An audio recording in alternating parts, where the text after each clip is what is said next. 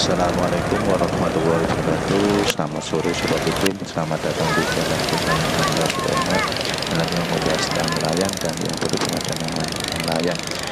Ya, saya ucapkan terima kasih untuk para nonton. Semoga diberi kesehatan dan kelancaran rezeki. Untuk para sobat YouTube yang sudah subscribe, silakan subscribe dan nyalakan loncengnya biar tidak ketinggalan video dari saya. Oke, ini Jumat 17 Desember 2021 kita saya akan melaporkan kondisi begini Purawangan Purian Bapak Service. Oke, saksikan dulu video detik-detik menanggalkan para nelayan bukan kegiatan nelayan bukan menerjang ombak Purawangan.